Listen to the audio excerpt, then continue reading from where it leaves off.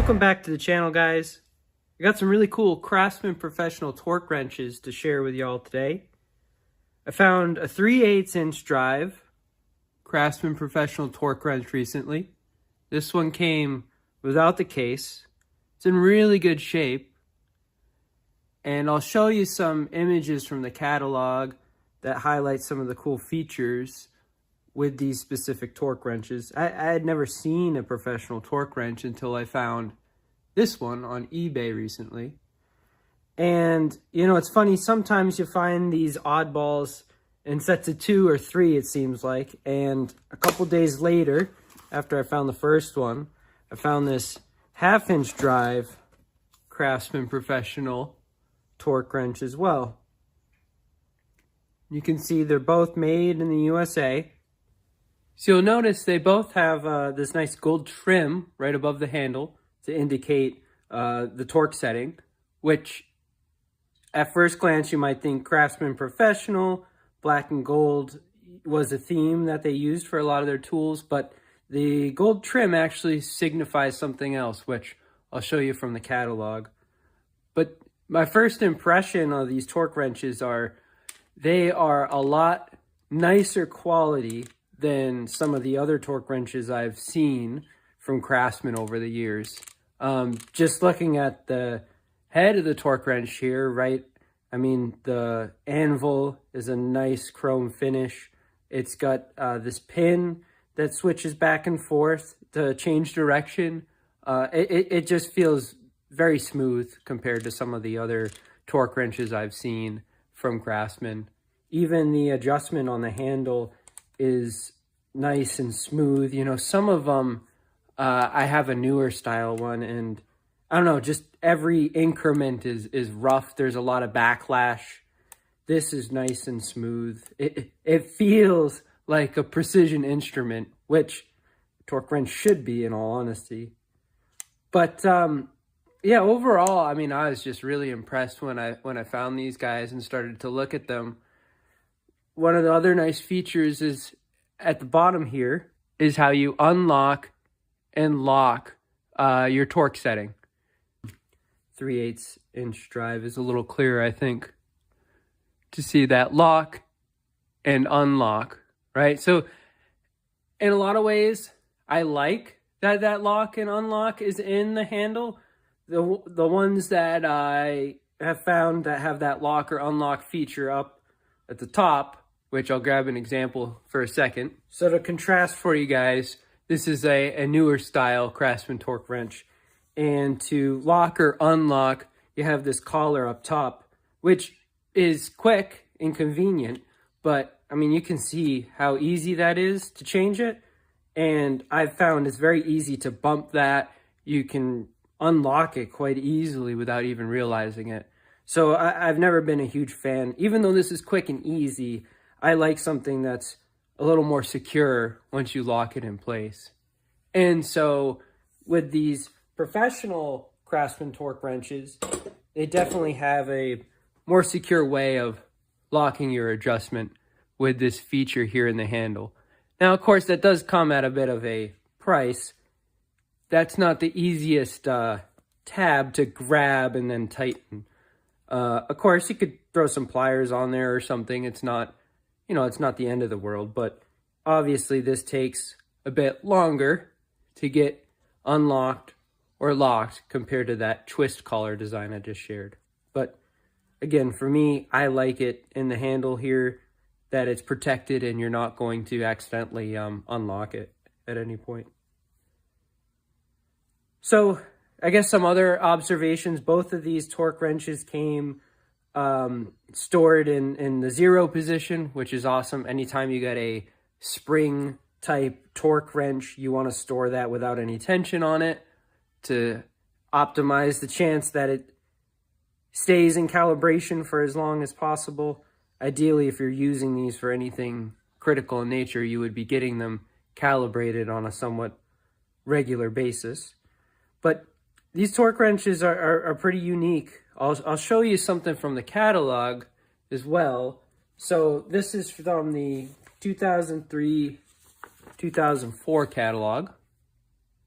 And I also found them in the 04, 05, and 06, 07 catalogs that I have as well. It's not clear to me how many years, I didn't go look how many years they sold it for, but these torque wrenches are definitely not something that they sold a lot of or are easy to find. So you can see there, item A, catalog online exclusive, professional torque wrenches. And accurate to plus or minus 3%. Slide pin design allows palming without ratchet reversing. Increment band color coded to units of measure. So you'll see there's a blue band here, whereas I got the gold bands here.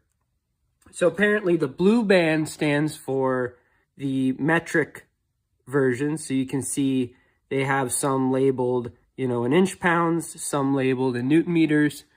What I got here is the English units. So the gold trim had to be English units, and then this blue trim you see in the picture had to have been metric. And they offered, looks like a variety of 3/8 inch torque wrenches with various torque ratings.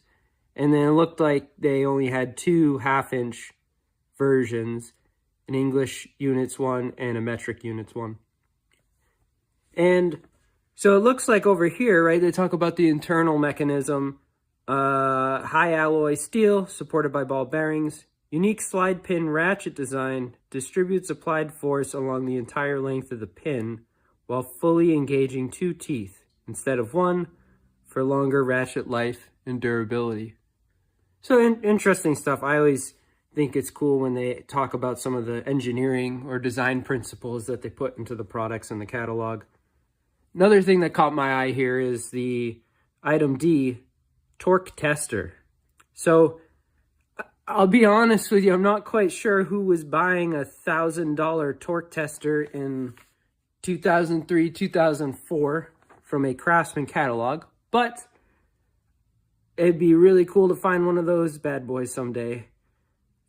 Like I said, I don't imagine many folks bought them, but if they're out there, I'd love to find one.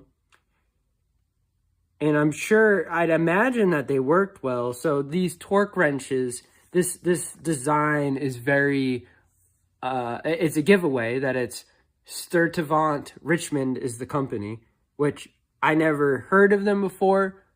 Credit to Gearwolf. He's the one that pointed me in the direction of that company. But if you Google Sturtevant, they are a manufacturer of industrial tools such as torque wrenches. If you look around, it appears they also made a version of these branded for SK back in the day as well.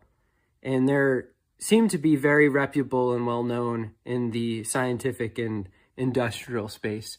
Looks like you can still buy torque wrenches from Sturtevant Richmond through McMaster or Granger today.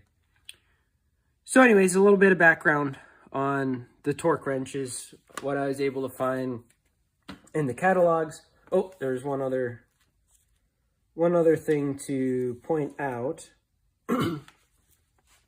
So under that section A description, NIST traceable calibration certification.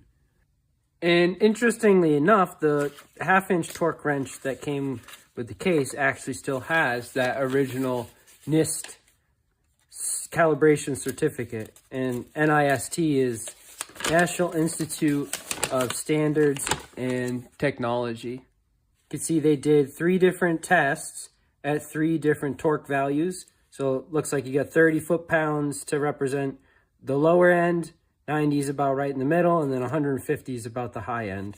I believe this torque wrench went up to 150. Yeah, so they tested it at the max capacity. 30 looks like the low, and then 90 would be the middle. The results of the original calibration cert. Looks like, do we have a date on here? So tested September 6, 2002. Even got the operator name there. So interesting to see the results from the original calibration certificate. Now, this one with the case also came with the original instructions or owner's manual. You can see which models it applies to. So it looks like it's also got general instructions on how to set the torque, how to use the wrench. On the other side, you got a conversion table here with different units and some information about attachments. So if you're going to use a crow foot on there, don't use it like they show in figure 5. Use it as shown in figure 4. And then they give you a bit of information on how do you calculate what torque you would be providing if you have attachment on there as shown, like the crow foot in figure 4.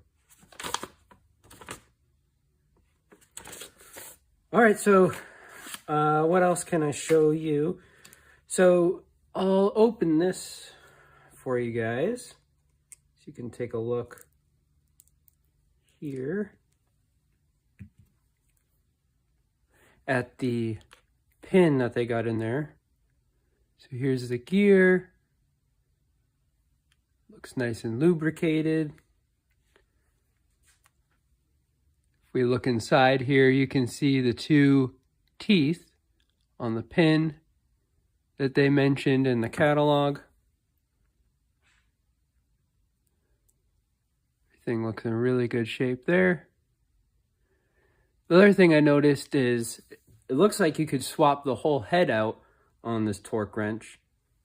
And I was trying to figure it out. It looks like there's a little circlip here that you could scoot off there and then press this pin out. I'll see if maybe it's a little easier to see on this one. But it definitely, it looks doable, but it is a small circlip there on that pin. So I'm not going to mess around with that. But I guess if you ever really manage to somehow bust this, bust the ratcheting mechanism, rather than just rebuilding it, I guess you'd swap it out, which in some ways makes sense. I was kind of curious how they assembled this slide pin in there. I can't imagine that that was a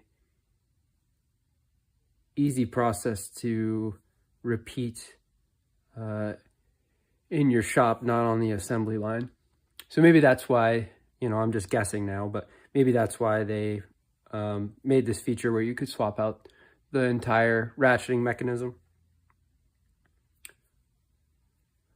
All right, guys, I think that's what I got for you on these Craftsman Professional Torque wrenches.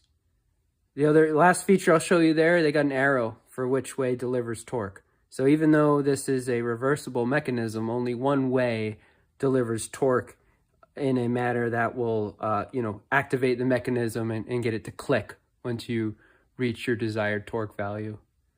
So thanks again for watching, guys. Hope you enjoyed this video on the Craftsman Professional Torque wrenches. Stay tuned. I got plenty more videos coming, and I suspect you'll see these torque wrenches again someday. They're going to a good home. They're going to be calibrated, and like I said, I think you'll see them again someday.